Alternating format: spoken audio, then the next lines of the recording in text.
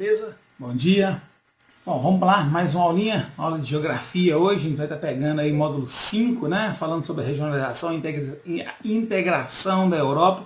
Vocês já passaram pelos seminários esse conteúdo e a gente já viu um pouquinho sobre isso aí, né?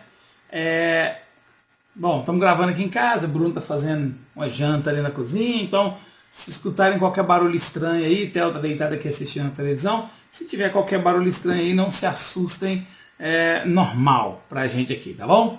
Vamos lá então, falando sobre a regionalização e a integração da Europa. Bom, primeira coisa, pessoal, no módulo anterior a gente já viu um pouquinho sobre as características naturais, né, da Europa. Já vimos que ela tem uma divisão específica entre Europa Ocidental, Setentrional, que é a mais acima, né, no norte, Europa Meridional, que era próxima ao oceano, ao Mar Mediterrâneo, ao sul da Europa, e a Centro-Oriental, que vai pegar a costa oeste, né, a costa leste, né, também chamado de leste europeu. A gente tem uma segunda divisão desse continente aí também, que ela foi após o período Guerra Fria ali, ele ficou dividido entre a Europa Ocidental e a Europa Oriental. Então ficou dividido entre os dois aí, as zonas de influência de Estados Unidos e de União Soviética. Teve essa divisão, esse período de divisão só durante o período da Guerra Fria. A divisão que a gente tem geográfica dela é ocidental, setentrional, meridional e centro-oriental. Agora a gente vai conhecer um pouquinho. Bom, antes de falar qualquer coisa, o que a gente já conhece das características da paisagem, né? A gente já viu que ela é uma região muito montanhosa, que tem ali na região norte um clima mais frio, por causa daquela corrente do Golfo do México, a gente ainda consegue alguma navegação. Bom, agora a gente vai estudar um pouquinho mais, já que a gente já sabe um pouquinho sobre as características das paisagens, né, que estudamos no módulo anterior da Europa. Agora a gente vai entrar um pouquinho falando sobre as formas de organização dos países da Europa, como é que eles se organizaram, como é que eles estão organizados, e é bem interessante, porque a gente vai falar ali do principal bloco econômico e político do mundo, que é a União Europeia. Bom, para a gente falar sobre essa União Europeia, a gente tem que começar primeiro aí a falar da regionalização e da integração da Europa, considerando a formação da União Europeia. Como é que começou essa União Europeia? Bom, vamos entender que essa formação de União Europeia ela não vem agora do século XX, né? Ela vem desde lá do século XIII, por ali, quando alguns escritores já se referiam à Europa integrada naquele período, já se comentava sobre uma Europa integrada.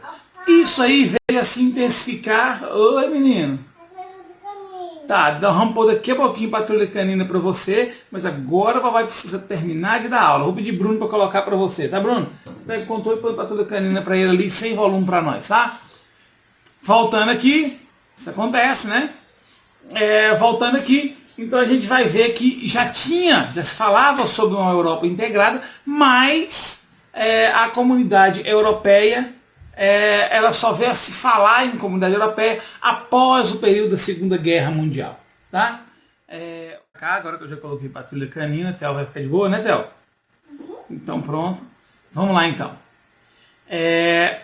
Voltando aqui, então a gente vai já ver que a partir da Segunda Guerra Mundial, a gente vai começar a se falar sobre comunidade europeia. Por que a partir da Segunda Guerra Mundial? Porque foi nesse período que a Europa precisou se reconstruir, né? Após a Segunda Guerra Mundial, a Europa estava meio destruída, e aí ela, para se reconstruir, ela acabou tendo que se unir, se aproximar politicamente, né? Então, principalmente visando diminuir a influência econômica estadunidense. Olha aí, a gente viu o lado, na história, a gente viu o lado dos Estados Unidos na crise de 29, e agora a gente está vendo o lado europeu. O quê? Ele estava se fortalecendo para depender cada vez menos desse capital americano, dessa economia estadunidense que estava tomando conta do mundo. Então a Europa queria se reestruturar para isso aí. Então buscava soluções comuns entre todos os países membros, né? E para ter essas soluções comuns, para ter um progresso econômico, obviamente elas precisavam se unir cada vez mais, né? A Europa precisava se unir cada vez mais para ter esse progresso econômico e para ter também condições melhores de vida para o povo europeu. Bom, a Organização Europeia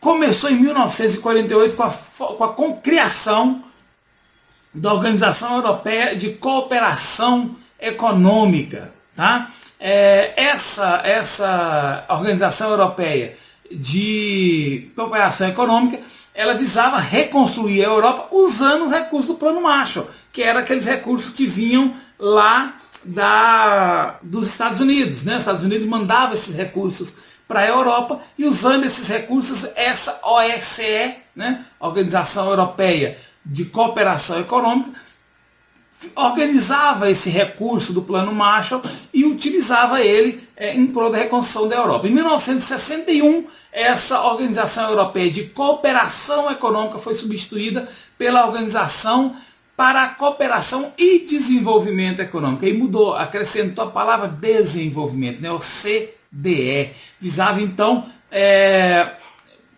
ter um maior número de países, incluindo até alguns países que nem pertenciam totalmente à Europa e estariam incluídos nesse OCDE aí, tá beleza? Bom, vamos então à parte histórica dessa criação da União Europeia. Ela começou lá em 1948 com a criação da Benelux. O que é Benelux? Benelux é inicial de 3 países, que é Bélgica, Netherlands, que é a Holanda, e Luxemburgo. Benelux. Luxemburgo. Então, eram esses 3 países aí que se uniram e criaram ali uma união aduaneira, ou seja, entre esses países não havia mais imposto para se transportar mercadorias de um país para o outro. Isso aí já era o precursor de uma ideia de um bloco continental. Ou seja, estaria iniciando aí uma ideia da criação de um bloco continental, de todo o continente europeu. Apesar dali estar só 3 países nesse período. Bom, criou-se também o Plano Schuman.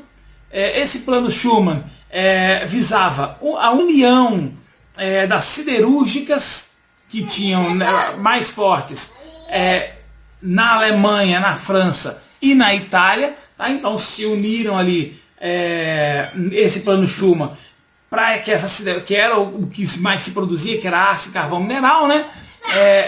E aí se uniram com esse Plano Schuman e criaram em 1951, esse Plano Schuman foi em 1950, 1951 criou a Comunidade Europeia do Carvão e do Aço, a CSA, né? E aí já tínhamos lá Bélgica, Luxemburgo e Holanda, acrescentou então aí a Alemanha, a Itália e a França, que era da CSA, né? Comunidade Europeia do Carvão e do Aço, juntaram e os 6 criaram então o que foi chamado aí de Europa dos 6, né? Essa Europa dos 6 já criou ali um parlamento europeu, não era o parlamento de cada país, mas era o parlamento da Europa toda, e que esse parlamento seria o órgão legislativo da União Europeia, que até hoje representa a integração política desses países. Em 1957 foi feito o Tratado de Roma, né? E esse Tratado de Roma, dentro desse Tratado de Roma, para que ele começasse a surgir, veio o relatório SPAC, que propunha um mercado comum. Telzinho, silêncio, tu vai gravar. Esse relatório SPAC, ele propunha um mercado comum e uma cooperação da energia atômica. Tá? Porque o que acontece? Vamos lembrar do final da Segunda Guerra Mundial. Lembrar não, acho que a gente ainda vai passar pela Segunda Guerra Mundial, se eu não me engano. Mas na Segunda Guerra Mundial houve as 2 bombas em Hiroshima e Nagasaki, bombas atômicas. Então se pensava em criar uma organização que controlasse essa energia atômica, né? Vamos controlar essa energia atômica para que ela não seja usada de forma negativa. Então esse SPAC propunha a criação de um mercado comum e de uma cooperação dessa energia atômica. Então foi formado aí o mercado comum europeu. Foi criado aí, então, a Comunidade Econômica Europeia, a CEE, que tinha como principais características a união aduaneira, ou seja, não tinha mais alfândega, né? Não se cobrava imposto do que se produzia num país e mandava para o outro. Além disso,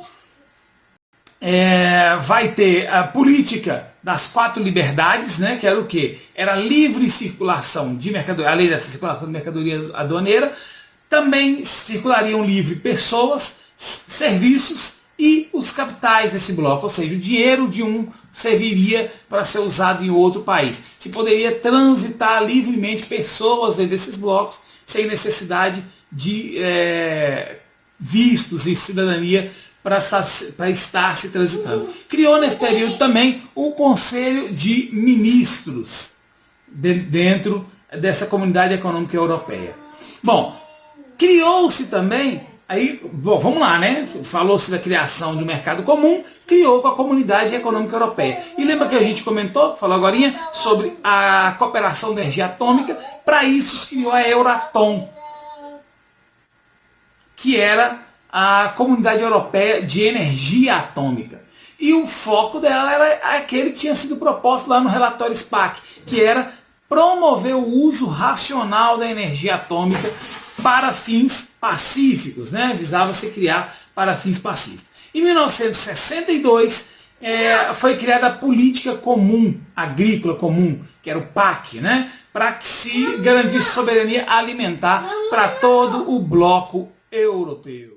Bom, já em 1968 foi abolida totalmente as tarifas e restrições comerciais na Europa. Em 1973 entraram no grupo o Reino Unido, a Dinamarca e a Irlanda. Então já tinham aqueles 6 anteriores, mais esses 3 passaram a ser a Europa dos 9. Em 81 incluiu a Grécia. Em 86, Portugal e Espanha já era a Europa dos 12, aumentou mais um pouco aí agora, e tinha necessidade de novas regras, tá? Em 86 foi assinado em Luxemburgo o Ato Único Europeu, tá? Que visava principalmente a expansão do mercado interno europeu. Em 95, a Áustria, Finlândia e a Suécia entraram e passaram a ser então a Europa dos 15. Bom, em 2004, começou então o bloco socialista, entrou os países que eram da antiga União Soviética, Lituânia, Letônia e Estônia, a Eslovênia, a Polônia, a República Tcheca, a Iugoslávia, a Hungria, Chipre e Malta. E passou a ser então a Europa dos 25.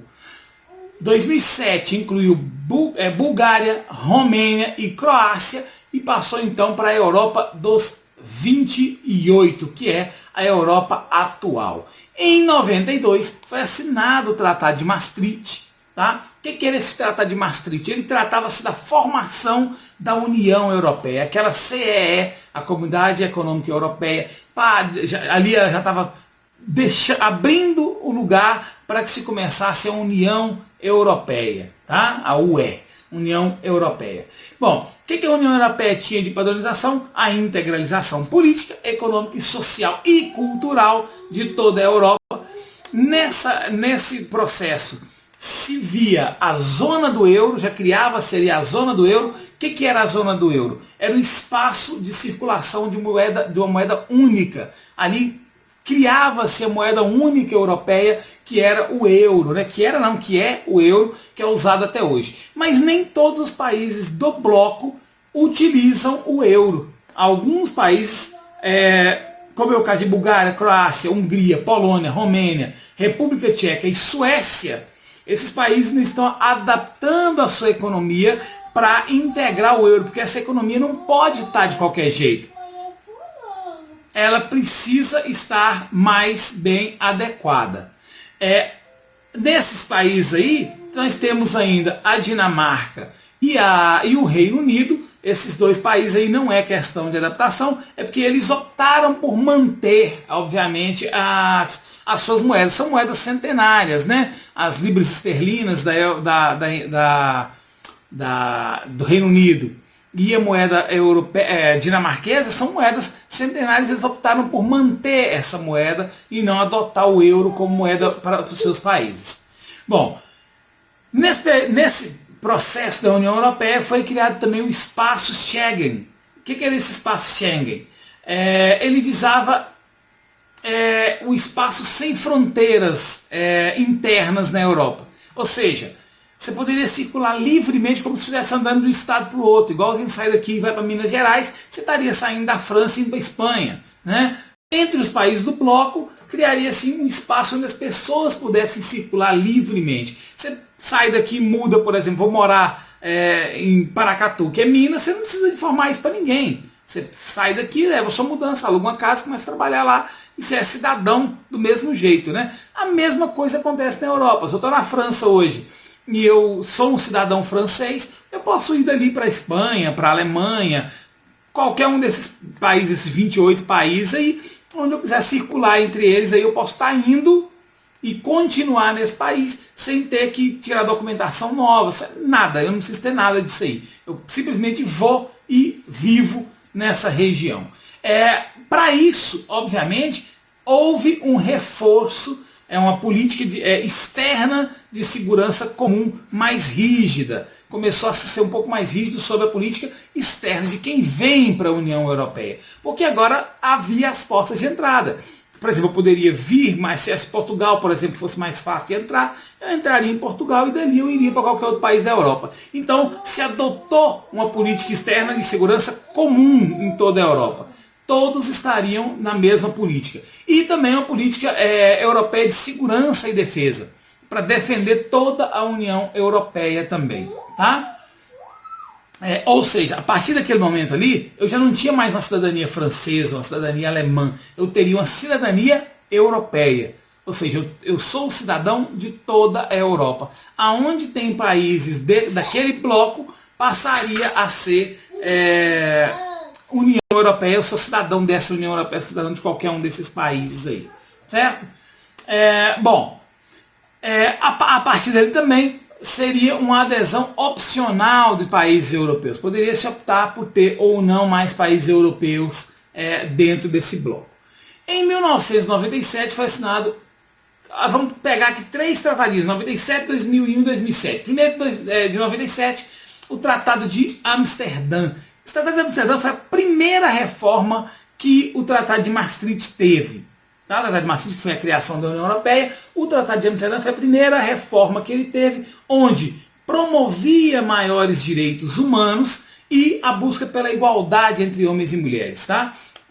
Padronizava isso para todos os estados da União Europeia. O Tratado de Nice criou ali, ampliou o Parlamento Europeu para 732 cadeiras, ou seja, aumentou a quantidade de cadeiras do Parlamento Europeu. E o Tratado de Lisboa, em 2007, visava modernizar as instituições europeias e falava muito também de questões climáticas, de sustentabilidade e do crime organizado, lutas contra o crime organizado.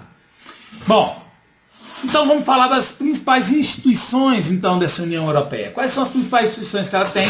Ela vai ter primeiro aí o Conselho Europeu, onde nós vamos ter vários líderes políticos dos países, o primeiro-ministro, o presidente, depende muito do sistema de governo de cada país, mas é o líder desse país, são eles que compõem esse Conselho Europeu.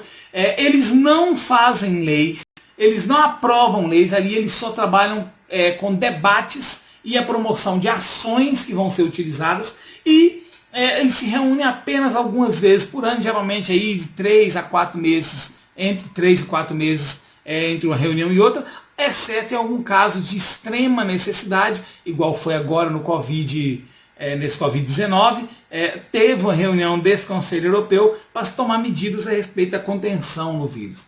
Então, nessas situações se reúne sim esse Conselho Europeu.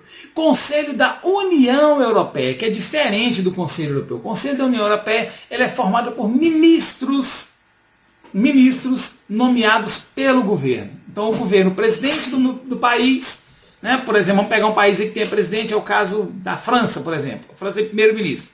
Então, o primeiro-ministro francês faz a nomeação de um ministro, e aí esse ministro vai compor ao Conselho da União Europeia?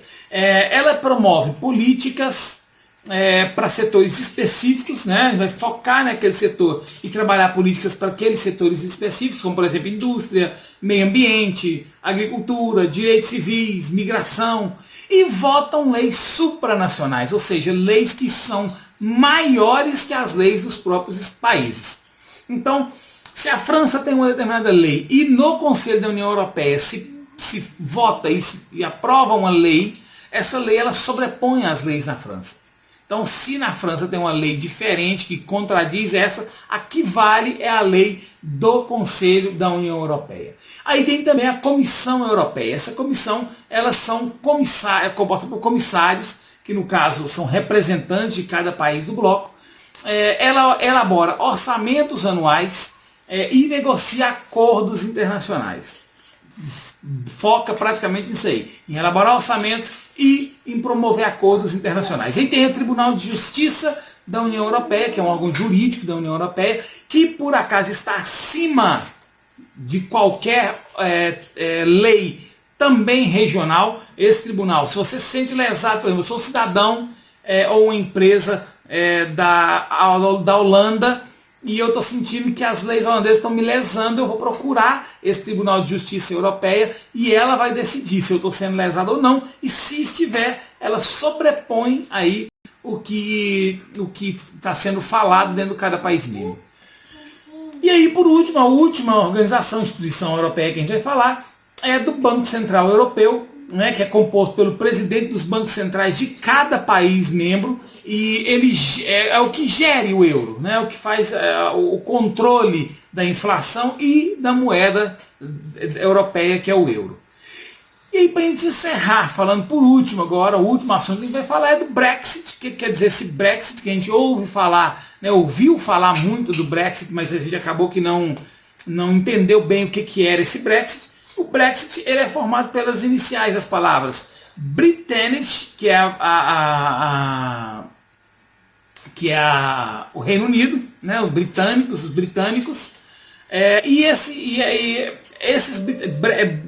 esse BRI de British, que é o Reino Unido, e o Exit, que é saída. Então, Brexit é a saída desse Reino Unido da União Europeia. Esse pedido foi protocolado em 2016, mas ele agora foi em 2017 que ele foi realmente oficializada o pedido de saída do Reino Unido da União Europeia. E por que sair da União Europeia? Porque sair de uma instituição que tem funcionado tão bem, né? Bom, vamos lá. Primeiro, a gente sabe que a União Europeia, justamente por ela estar muito bem estabilizada, ela atrai milhões de imigrantes por ano.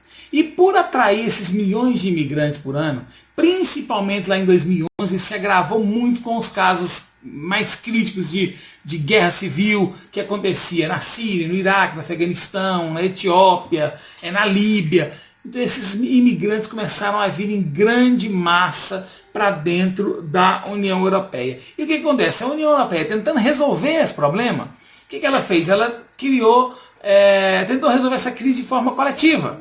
Então ela redistribuiu esses imigrantes em todos os países europeus. E o que se alegava? Alguns países alegam que esses imigrantes eles vieram usufruir, né? Não foi só fugindo da guerra, eles vieram para usufruir da qualidade de vida, do padrão de vida que a Europa oferece, só que imigrantes não têm que pagar imposto nenhum. Então, ou seja, eles estão usufruindo desse padrão de vida sem pagar imposto. Além de, obviamente, estar modificando aos poucos a cultura regional e os costumes europeus. A Europa, que a gente sabe que ela basicamente, dentro da cultura ocidental, ela é católica, né? Cristã, não vou nem falar católica, porque aí tem ortodoxos, tem anglicanos, tem puritanos, a gente vai ter várias diferenças cristãs ali dentro, mas é um país basicamente cristão, e a gente traz um pessoal que veio lá da Síria, né? O que eles alegam é que eles trazem esse pessoal que vem lá da Síria, e da Síria não, do Oriente Médio em geral ali, né? Afeganistão, Síria, Iraque, e esse pessoal tem religião muçulmana, então vem trazendo novos costumes, novas características para esse padrão europeu. Então, em 2016, a Inglaterra, o Reino Unido, né, fez um plebiscito onde as pessoas poderiam escolher se queriam continuar ou não na União Europeia, e 52% dos votos foram que não continuasse, que saísse. Então a Europa aí em 2017 protocolou esse pedido de saída. Até hoje esse pedido de saída ainda se resolve, principalmente pelas questões de fronteiras, a questão aí de Irlanda do Norte, Irlanda do Sul, Irlanda e Irlanda do Norte, né, nem Irlanda do Sul, Irlanda e Irlanda do Norte. É uma questão, por exemplo, que envolve aí questões políticas, então se vai se moldando para essa saída. Obviamente isso é inevitável, o Reino Unido não deve permanecer na União Europeia. Vamos fazer as atividades do livro. Deixa eu pegar o livro aqui. Deixa eu achar o livro. Nono ano.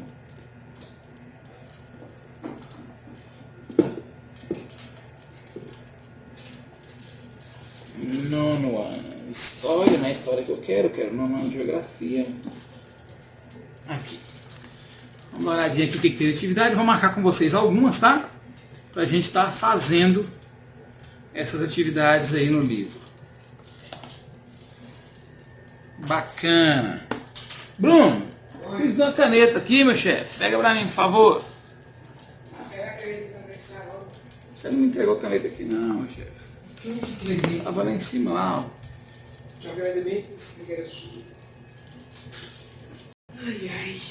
Aqui, só anotar aqui. Depois nós vemos na briga por causa dessa caneta aí.